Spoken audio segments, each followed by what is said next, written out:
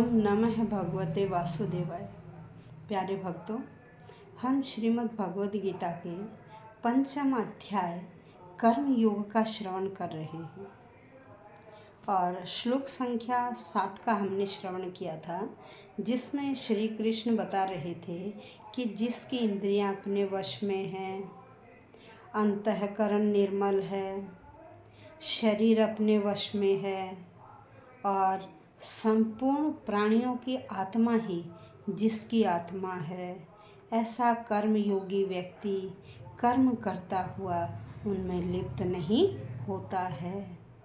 तो आज हम श्लोक संख्या 8 और 9 का श्रवण करेंगे, जिसमें बताया गया है कि तत्व को जानने वाला जो सांख्य योगी व्यक्ति है, वह संसार में देखता हुआ, सुनता हुआ, स्पर्श करता हुआ, चलता हुआ, बोलता हुआ, ग्रहण करता हुआ, सोता हुआ, सांस लेता हुआ, आँखें खोलता हुआ, उनको मूंदता हुआ, सारी प्रकार की जो क्रियाएं हैं, वह इंद्रियों के जितने भी विषय हैं वह सारे कार्य करता है।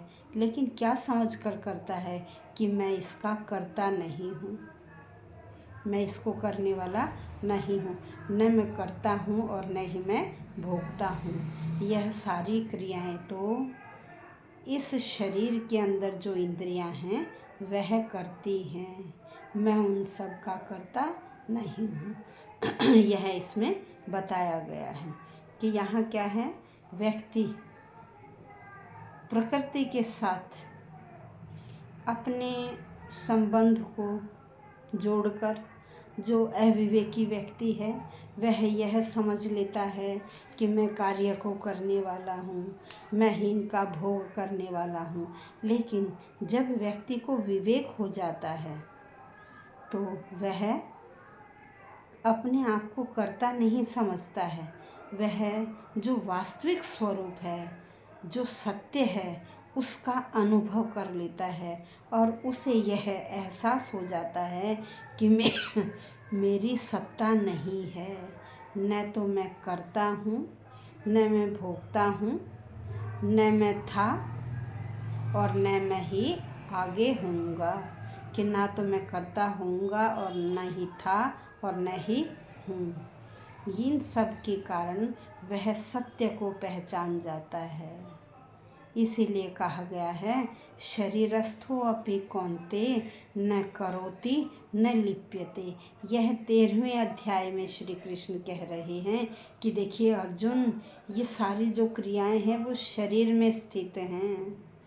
शरीर, इंद्रियां इन क्रियाओं को करने वाली हैं और जिस व्यक्ति ने अपने विवेक से पहचान लिया है कि मैं करता नहीं हूँ, तो वह उनमें लिप्त भी नहीं होता है। तो आइए अब श्लोक संख्या, आज हम 8 और 9 इन 2 श्लोकों का श्रवण करेंगे।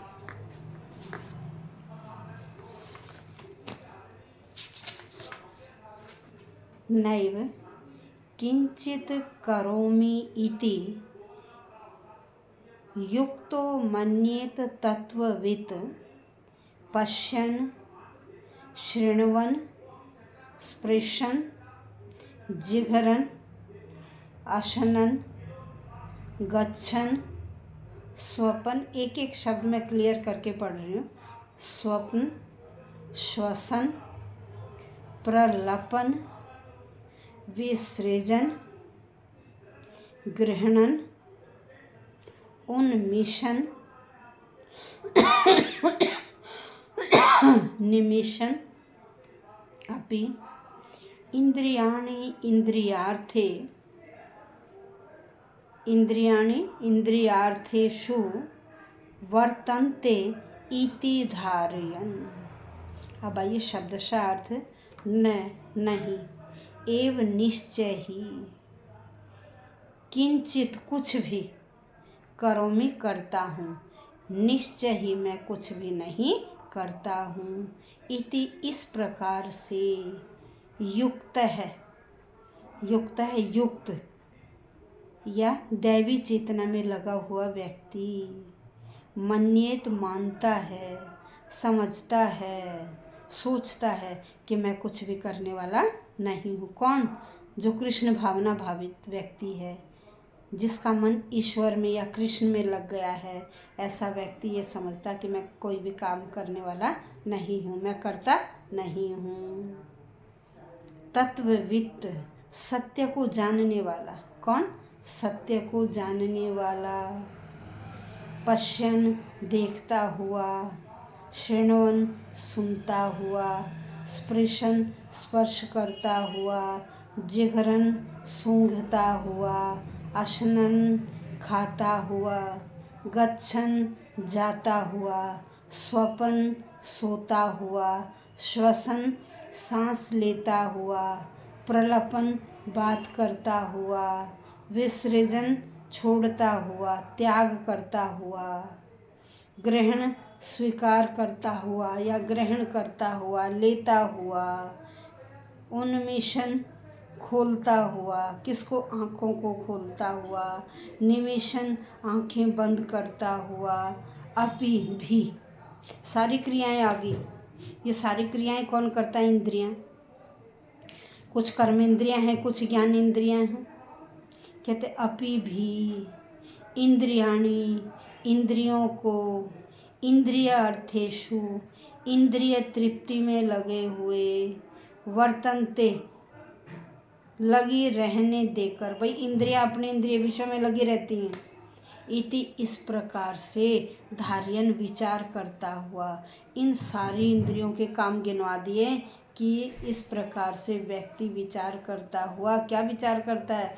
जो सत्य को जानने वाला है कि मैं काम को करने वाला नहीं हूँ, मैं किसी भी काम को करने वाला नहीं हूँ। यह सारे कार्य कौन कर रहा है? इंद्रियां कर रही हैं, अपने अपने विषयों का भोग भोग रही हैं।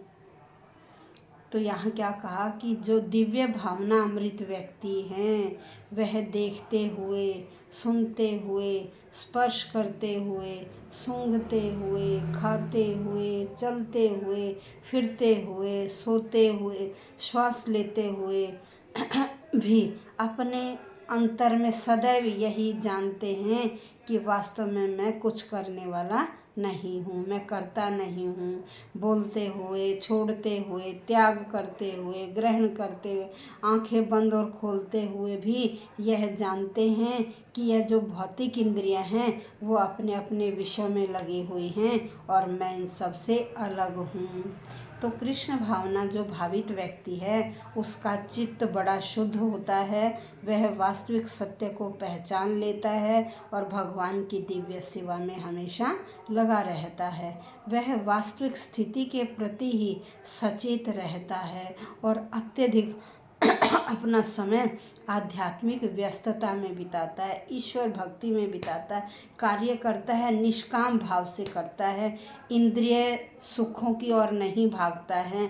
लेकिन भौतिक चेतना में हमारी इंद्रियां अपनी इंद्रिय तृप्ति में ही लगी रहती हैं, विषय अपने विषय भोगों की तरफ ही लगे रहते हैं। लेकिन कृष्ण भावना भावित व्यक्ति अपने इंद्रियों की तुष्टि में लगा रहता है। कौन सी इंद्रियों की तुष्टि में? कृष्ण की, भगवान भजन की, उसमें लगा रहता है और हमेशा दुखों से मुक्त रहता है, सुखी रहता है।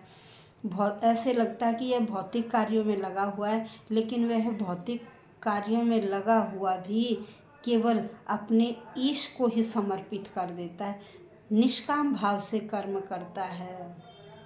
देखिए क्रियाएं तो सारी वह भी करता है, लेकिन क्या है? अकर्मण्य भाव से करता है।